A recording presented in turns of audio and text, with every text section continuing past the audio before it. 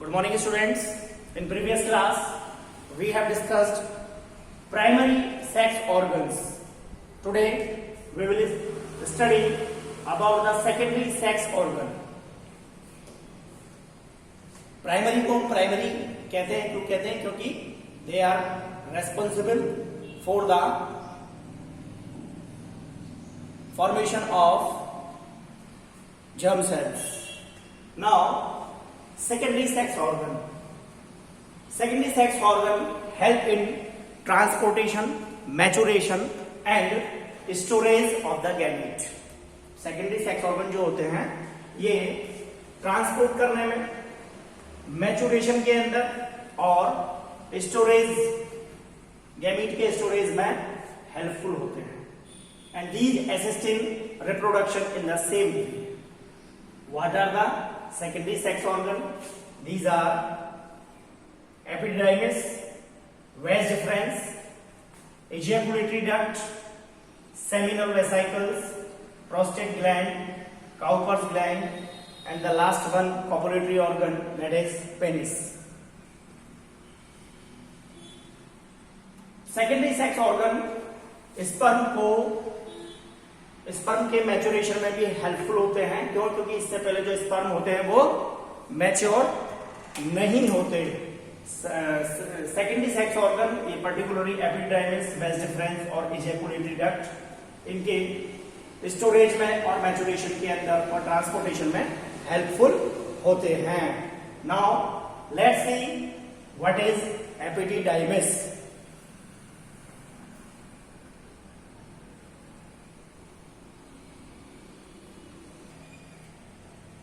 Now let's see epididymis. Testes plus epididymis, that's called testicles. Epididymis क्या होता है? हम epididymis को जो स्क्रोटम की स्किन होती है उससे भी महसूस कर सकते हैं. Epididymis can be felt through the skin of scrotum. It is 8 centimeter long, highly tubule attached to the testes and it is coiled. कैसा होता है? घुमावदार स्ट्रक्चर है and twisted. So it is takes up very little space. इसलिए ये क्या लेता है? बहुत कम जगह क्या करता है? लेता है. What are the regions of epididymis? There are the 3 regions of epididymis, that is caput epididymis. Caput means होता है जो ये हेड होता है, head region means caput epididymis.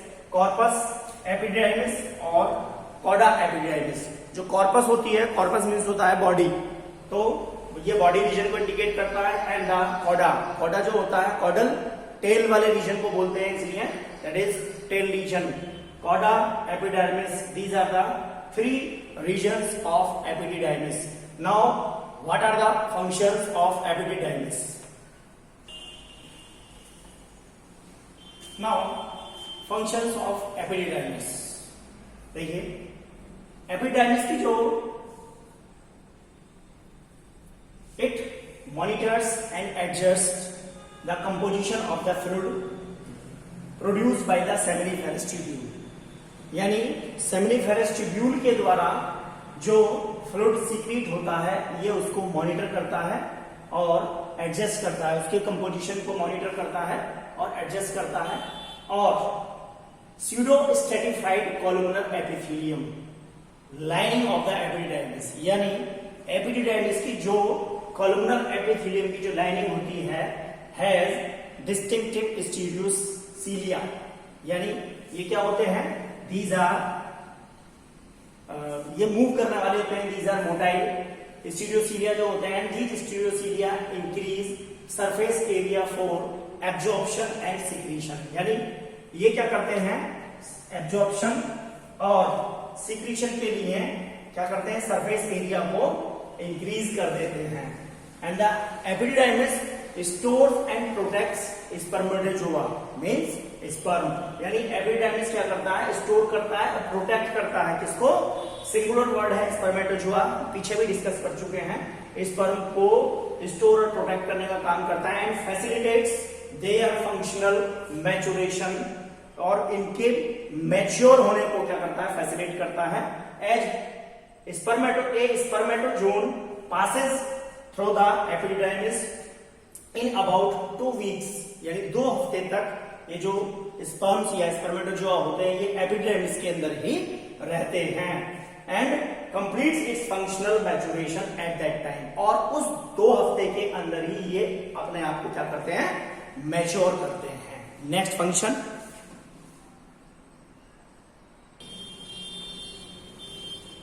to be continue now, spermatozoa living the epididymis are mature, यानी यहाँ पर जो अब स्पर्म्स होते हैं वो क्या हो जाते हैं, इस एपिडाइमिस के अंदर मैच्योर हो जाते हैं, बट दे रिमेन इमोबाइल, लेकिन यहाँ पर अभी भी स्पर्म जो होते हैं वो नॉन मोटाइल होते हैं, यानी मोटाइल नहीं होते।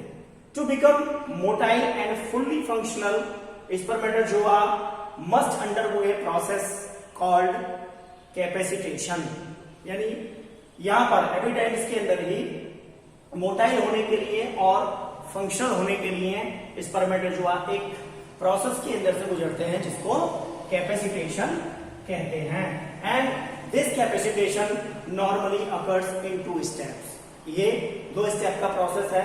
First one is spermatozoa become motile when they are mixed with secretions of the seminal gland, यानी सेमिनल ग्लैंड से जो निकलने वाला सिक्रीशंस होता है ये उसके अंदर ही मोटाइल होते हैं जब ये उससे क्या हो जाते हैं, मिक्स हो जाते हैं। Sperms become capable of successful fertilization when exposed to conditions in the female reproductive tract, यानी फर्टिलाइजेशन के दौरान जब ये एक्सपोज होते हैं to conditions in the female reproductive tract. So these are the 2 steps when a spermatozoa must complete this capacitation.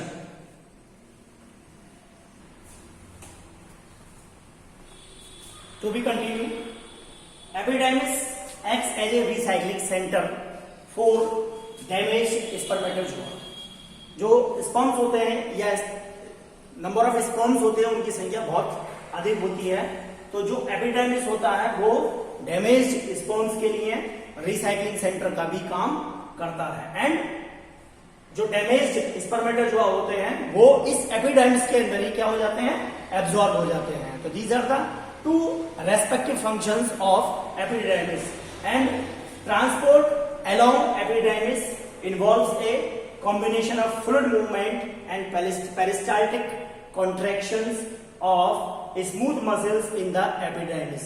अब epididymis से जो स्पर्मेटोजोआ होंगे वो बाहर कैसे आएंगे, तो दिस पेरिस्टाल्टिक मूवमेंट, ये जो क्या होता है, हाइड्रोलिक प्रेशर क्या लगता है और पेरिस्टाल्टिक कॉन्ट्रैक्शन के द्वारा क्या करते हैं, जो स्पर्मेटोजोआ होते हैं वो मूव करते हैं। And sperm can remain alive in cauda epididymis, यानी जो हेड होता है एपिडाइमिस का हेड रीजन होता है उसके अंदर एपिडाइमिस लगभग 1 महीने तक क्या रहते हैं, जीवित रहते हैं। एंड वंस इजैकुलेटेड, जब ये एक बार इजैकुलेट हो जाते हैं, in female reproductive tract sperm survive for 72 hours. ध्यान रखिए यहाँ पर जो इनका सर्वाइवल टाइम है वो 72 आवर्स होता है, जबकि एक बार मेल बॉडी के द्वारा क्या हो जाते हैं, इजैकुलेट हो जाते हैं।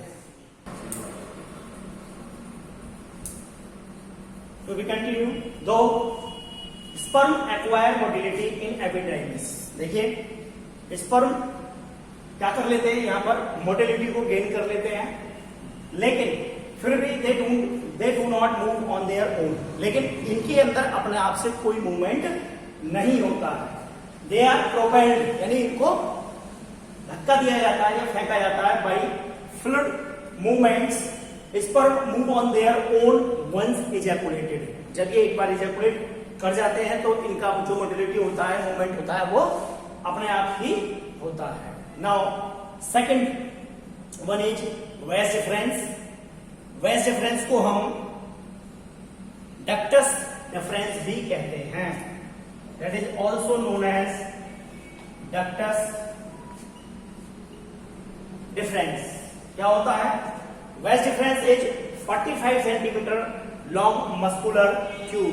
ये लगभग 45 सेंटीमीटर लंबी मसल्स की बनी हुई ट्यूब होती है and it ascends along the posterior border of the epidermis, यानी ये ऊपर की तरफ एपिडर्मिस से और नीचे की तरफ स्पर्मेटिक कॉर्ड से, and epidermis through the spermatic cord से पोस्टीरियरली ऊपर की तरफ जुड़ी होती है and then enters the pelvic cavity, और अंदर आकर के कहां पेल्विक रीजन के अंदर क्या करती है, एंटर करती है। And the dilated terminal portion of the ductus difference is called ampulla, यानी इसका जो फूला हुआ भाग होता है उसको हम क्या कहते हैं, एम्पुला कहते हैं।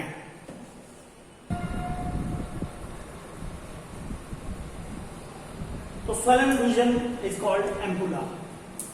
The function of the ampulla with the duct of seminal gland marks the start of the ejaculatory duct, यानी ये जो फूला हुआ भाग होता है यही किसको इंडिकेट करता है, ejaculatory duct को इंडिकेट करता है। And this short passage way about 2 centimetre penetrates the muscular wall of the prostate gland, यानी यही जो 2 सेंटीमीटर भाग का है बहुत छोटा जो क्या होता है पैसेज होता है, यही प्रोस्टेट ग्लैंड के अंदर एंटर करता है, एम्प्टीज इनटू द यूरेथ्रा, और कहां निकलता है, बाहर कहां से क्या करता है, एम्प्टीज करता है यूरेथ्रा से। This is the common passage for the urine and for the ejaculation of the sperm. Now, mucosa of the ductus deferens or vas deferens consists of the pseudo stratified columnar epithelium and lamina propria, यानी जो ductus difference या vas deferens होती है ये हमारी pseudo stratified columnar epithelium और lamina propria की बनी होती है। This vas deferens convey sperms during sexual arousal from the epidermis towards the urethra by peristaltic contraction, यानी यहां भी क्या हो रहा है, पेरिस्टाल्टिक कॉन्ट्रैक्शन के द्वारा ही किसके अंदर, एपिडर्मिस के अंदर, यानी एपिडर्मिस से जो क्या होता है, फ्लूइड होता है सेक्सुअल एराउजल के समय वो यूरेथ्रा से पास आउट होता है, किसके द्वारा, पेरिस्टाल्टिक कॉन्ट्रैक्शन के द्वारा पास आउट होता है। Now functions of the vas deferens और ductus deferens. Vas deferens is the secondary store house of the sperms. पहला क्या होता है, primary store, it is the secondary. What is primary, primary is the epididymis, but it can store spermatozoa for several months, यानी ये कई महीने तक sperms को या स्पर्मेटोजोआ को क्या करता है, स्टोर कर लेता है। During this time the spermatozoa remain in A temporary state of inactivity, यानी इस समय पर जो स्पर्मेटोजोआ होते हैं वो इनएक्टिव होते हैं विद लो मेटाबॉलिक रेट, यानी उनका जो मेटाबॉलिक रेट होता है वो भी लो रहता है। तो स्टूडेंट्स इस वीडियो में केवल इतना ही। नेक्स्ट वीडियो के अंदर हम डिस्कस करेंगे एक्सेसरी ग्लैंड्स और ये क्या काम करती है, इनके क्या फंक्शंस हैं, इसके बारे में हम नेक्स्ट वीडियो के लिए रखते हैं। ओके।